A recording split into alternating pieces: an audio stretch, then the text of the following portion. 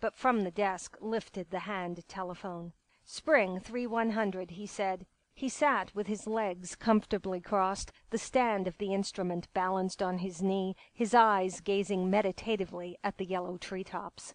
If with apprehension both women started, if the girl thrust herself forward, and by the hand of Mrs. Earle was dragged back, he did not appear to know it. "Police headquarters?" they heard him ask. "I want to speak to the commissioner. This is the district attorney." In the pause that followed, as though to torment her, the pain in her side apparently returned, for the girl screamed sharply. "Be still!" commanded the older woman. Breathless, across the top of the armchair, she was leaning forward. Upon the man at the telephone her eyes were fixed in fascination. "Commissioner," said the district attorney, "this is Wharton speaking. A woman has made a charge of attempted murder to me against my brother-in-law, Hamilton Cutler.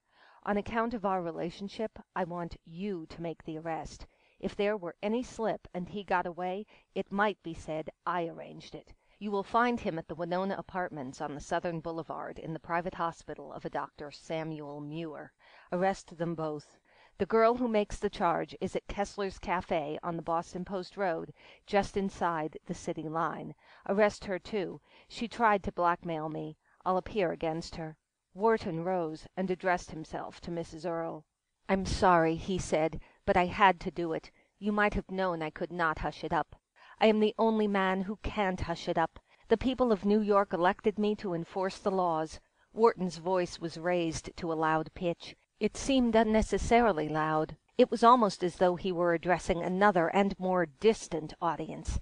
"And," he continued, his voice still soaring, "even if my own family suffer, even if I suffer, even if I lose political promotion, those laws I will enforce." In a more conventional tone of everyday politeness he added, "May I speak to you outside, Mrs. Earle?" But, as in silence that lady descended the stairs, the district attorney seemed to have forgotten what it was he wished to say. It was not until he had seen his chauffeur arouse himself from apparently deep slumber and crank the car that he addressed her. "That girl," he said, "had better go back to bed. My men are all around this house, and until the police come will detain her." He shook the jeweled fingers of Mrs. Earle warmly. "I thank you," he said. "I know you meant well. I know you wanted to help me, but—" he shrugged his shoulders. "My duty." As he walked down the driveway to his car, his shoulders continued to move. But Mrs. Earle did not wait to observe this phenomenon.